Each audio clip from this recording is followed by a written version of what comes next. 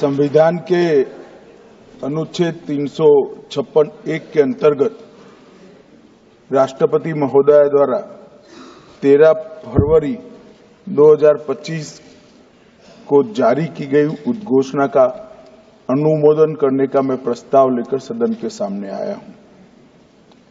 मान्यवर, हम सब जानते हैं कि हाईकोर्ट के एक फैसले के कारण मणिपुर में दो समुदायों के बीच में आरक्षण संबंधी विवाद के कारण एक जातीय हिंसा का उद्भव हुआ।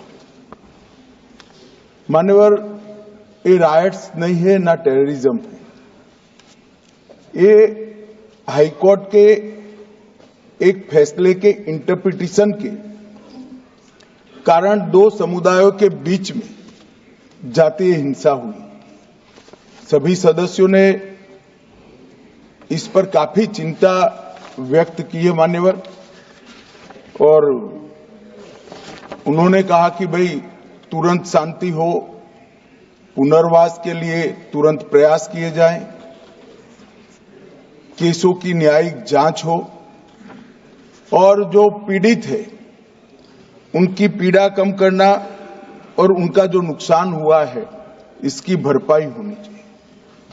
मान्यवर, दिसंबर, जनवरी, फरवरी और मार्च 4 महीने से वहां पर हिंसा नहीं है, और जहां तक कैंपों का सवाल है, पहले से ही इसके अंदर खाने पीने की व्यवस्थाएं, दवाइयां, मेडिकल सुविधाएं, ये सब सुनिश्चित कर लिया गया है। टेक्निकल एजुकेशन, मेडिकल एजुकेशन की वहां पर ऑनलाइन व्यवस्था हो चुकी है। प्राइमरी एजुकेशन के लिए कैंपों के लिए अंदर ही वहां पर वर्ग लगाए गए हैं, जहां इनकी पढ़ने की सुविधा करने का प्रयास किया गया। मैं नहीं कहता कि ये सुविधा अपने घर में रहकर बच्चा पढ़ता है इतनी अच्छी है, मगर हम सब जानते हैं मान्यवर, जब जातीय हिंसा होती है तब ये सारे प्रश्न खड़े होते हैं। मुझे लगता है कि इसको पार्टी के साथ एकदम जोड़ना नहीं चाहिए।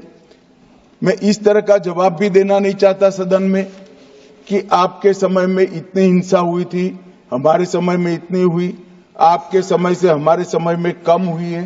हिंसा होनी ही नहीं चाहिए। इसमें इन प्रिंसिपल किसी की इस सदन में असहमति नहीं है, परंतु पिक्चर इसी तरह से खड़ा करने का प्रयास किया कि भाई भाजपा के शासन में ही जातीय हिंसा हुई है। मान्यवर, मैं 2-3 चीजों पर ध्यान आकर्षित करना चाहता हूं। पहले मैं सिर्फ मणिपुर की ही बात करूंगा। मणिपुर में 1993 में जातीय हिंसा हुई, नागा कुकी संघर्ष हुआ। 93 से 98 तक 5 साल तक चला, 750 मौतें हुई, और मान्यवर इसके अंदर छूट-फूट घटनाएं 1 दशक तक चलती रही। मैं ये नहीं कहता कि 1 दशक तक चली थी, हमारा कम हुआ है। हम तो ऐसा मानते हैं हमारे समय में जरा भी नहीं होना चाहिए, मगर एक दुर्भाग्यपूर्ण फैसला आया और इसके कारण हिंसा बढ़ी। इसको तत्काल कंट्रोल कर दिया गया। जो 260 मौतें हुई है मान्यवर, इसमें से 80% पहले 1 महीने के अंदर ही हुई। 80%। बाकी सारी मौतें बाकी महीनों में होती गई। मान्यवर, कुकी पाइते संघर्ष हुआ 97-98 में।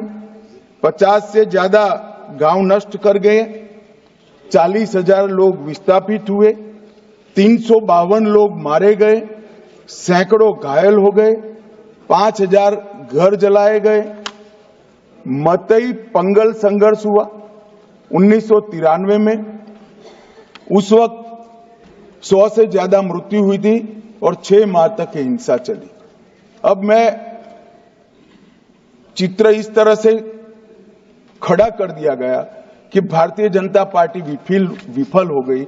मैं इतना ही कहना चाहता हूं, ये तीनों हिंसा, बड़ी बड़ी हिंसा, 10 साल, 3 साल और 6 माह और सैकड़ों मृत्यु, इससे भी ज्यादा वो इंडी अलायंस के शासन में तीनों वक्त आपके ही प्रधानमंत्री थे और उसके बाद भी नहीं गए, कोई गृह मंत्री भी नहीं गया।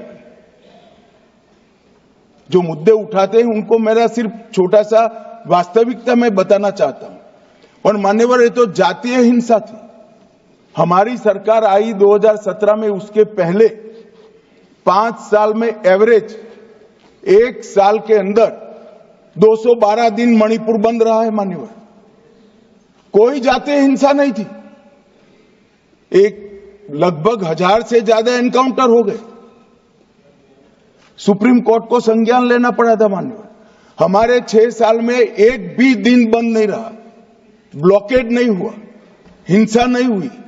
जब एक विशिष्ट परिस्थिति हुई कि सुप्रीम कोर्ट के एक जजमेंट का इंटरप्रिटेशन दोनों समुदायों ने अपने अपने खिलाफ किया, हाईकोर्ट के, और 2 ही दिन में हिंसा भड़क गई। और एक ये भी कहा गया कि इसको नजरअंदाज किया गया। जिस दिन जजमेंट आया उसी दिन यहां से कंपनियां वायुसेना के विमान में मान्यवर वहां रवाना कर दी। कोई नजरअंदाज नहीं किया। इस सब में हम सबकी संवेदनाएं बराबर है, भाई होनी ही चाहिए। परंतु मेरा आप सभी से भी विनंती है कि सरकार शांति प्रस्थापित करने के सभी प्रयास, उच्चतम प्रयास कर रही है। कृपया इसको पॉलिटिसाइज न करिए। और पॉलिटिसाइज करना है तो फिर डिबेट होगी, उसमें जवाब भी पॉलिटिकल देना पड़ेगा। मगर मैं ये नहीं चाहता मान्यवर। मैं चाहता हूं जिसका भी मृत्यु हुआ है, इस सदन ने उसके प्रति सम्मान रखना चाहिए, संवेदना रखनी चाहिए, मन में दर्द भी रखना चाहिए। राष्ट्रपति शासन आने के बाद दोनों समुदायों से चर्चा भी हुई। 2 मीटिंग दोनों समुदायों के सारी संस्थाओं से अलग अलग हुई है। और बहुत कम समय में एक संयुक्त मीटिंग भी भारत सरकार के गृह विभाग के अधिकारियों के साथ होगी। हम इसका रास्ता ढूंढने का प्रयास भी कर रहे हैं। मगर पहली चिंता शांति प्रस्थापित करने की है। जैसा मैंने कहा, 4 महीने से एक भी मौत नहीं हुई है, 2 इंजर्ड हुए हैं और परिस्थिति बाय एंड लार्ज कंट्रोल में। मैं नहीं कहता संतोषजनक है। जब तक ये विस्थापित कैंपों में रहे तब तक संतोष होने का सवाल ही नहीं। पुनर्विसान पैकेज पर भी अभी चर्चा चल रही है मान्यवर। और आज तो मैं सदन के सामने मान्यवर ये राष्ट्रपति शासन का अनुमोदन कराने के लिए आया हूं। ये कहा गया कि अविश्वास प्रस्ताव, कोई अविश्वास प्रस्ताव रिकॉर्ड पर नहीं मान्यवर। कांग्रेस पार्टी के लिए अविश्वास प्रस्ताव लाने के लिए इतने विधायक ही नहीं है कि वो अविश्वास प्रस्ताव ला। ये हमारे मुख्यमंत्री ने इस्तीफा दिया, फिर राज्यपाल ने भाजपा के 37, एनपीपी के 6, एनपीएफ के 5, जेडीयू के 1 और कांग्रेस के 5 सदस्यों से चर्चा करी। जब बहुमत सदस्यों ने कहा कि हम सरकार बनाने की स्थिति में नहीं है, तब राष्ट्रपति शासन की कैबिनेट ने अनुशंसा की, जिसको राष्ट्रपति महोदय ने स्वीकारा। और जो सुप्रीम कोर्ट का जजमेंट है, इसके हिसाब से मैं 2 माह के अंदर इसका अनुमोदन लेने के लिए आया हूं। मेरा सदन के सभी सदस्यों से विनंती है कि सरकार चाहती है कि जल्द से जल्द शांति हो, जल्द से जल्द पुनर्वसन हो और जो जख्म लगे हैं उस पर मरहम भी लगाया जाए। कृपया सभी दल एक मत होकर ये राष्ट्रपति शासन के निर्णय का अनुमोदन करें, ऐसा मैं आपके माध्यम से विनंती करना चाहता हूं। प्रश्न ये कि माननीय Welcome to K-Mall, a premium project by Kaleen Group. K-Mall is in the heart of Kolkata's electronic, garment and lifestyle hub, Khidirpur. K-Mall, which is designed as a world-class mall, is the outcome of endless effort of our experts, combined with modern superb techniques and new age design. Book now